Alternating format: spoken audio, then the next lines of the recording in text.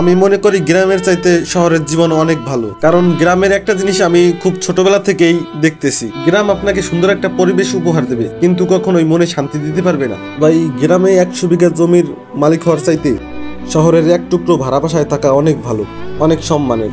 ভাই, এখানের বেশিরভাগ মানুষ এতটাই টক্সিক যে নিজেদের ব্যক্তিগত জীবনের চাইতে অন্যের জীবন নিয়ে বেশি চিন্তা ভাবনা করে।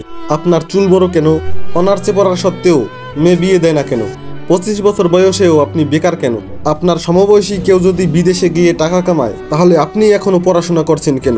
এসব আজগুবি চিন্তা ভাবনা নিয়ে তারা বেশি চিন্তা ভাবনা করে। মাঝে মাঝে তারা এমন কিছু বিষয় নিয়েও চিন্তিত হয় যেসব বিষয় নিয়ে আপনার ফ্যামিলিও এতটা মাথা ঘামায় না। গ্রামের আরেকটা বিশাল বড় পার্ট হচ্ছে ঝগড়া করা। ভাই, আপনি গ্রামে এমন কোনো বাড়ি খুঁজে পাবেন না যেখানে জায়গা জমি নিয়ে কোনো বিবাদ নেই। একে অপরের উপর এই ফ্যামিলি ও ফ্যামিলি একজন আরেকজনের সাথে ঝগড়া লেগেই থাকে। 1 ইঞ্চি জায়গা নিয়ে মাথা ফাটাফাটি, মামলা, দাঙ্গা হাঙ্গামা ইত্যাদি লেগেই থাকে।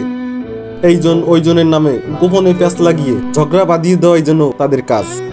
কাউকে যদি পছন্দ না হয় তাহলে তার নামে নানা ধরনের কথাবার্তা সমালোচনা করা যেন গ্রামের নিত্যদিনের কাজ। আর গ্রামের সবচেয়ে বিরক্তিকর একটা পার্ট হচ্ছে চায়ের দোকান। প্রতিটা চায়ের দোকানে চায়ের কাপে চুমু দেয়, অন্যের সমালোচনা করে, কে দেখতে কেমন, কার চেহারা কেমন ইত্যাদি ইত্যাদি বিষয় নিয়ে নানান ধরনের কথা এবং সমালোচনা করে তারা। রাজনীতি, অর্থনীতি, খেলাধুলা কোনো গবেষণাই বাকি রাখে না, যার অধিকাংশই গুজব। আমার এই কথাগুলো শুনে অনেকেরই খারাপ লাগবে। অনেকেই বলবে যে কিছুদিন যাবৎ শহরে গিয়া গ্রামের নিন্দা বন্ধ করতেছিস। ভাই, আপনারা চারপাশে একটু খেয়াল করে দেখেন, তাহলে জিনিসটা বুঝতে পারবেন।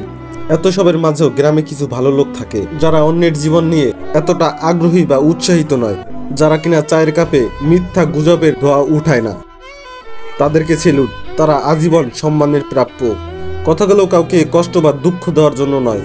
গ্রাম থেকে আসা শহরে থাকা লোকজন বা আমার বয়সী অনেকেই হয়তো কথাগুলো বুঝতে পারবে, কারণ ঈদের ছুটি এবং দুর্গাপূজার ছুটিটা সবার জন্য সুখকর নয়। মনের অজান্তে যদি কোনো কষ্ট দিয়ে থাকি তাহলে ক্ষমা দৃষ্টিতে দেখবেন। ধন্যবাদ।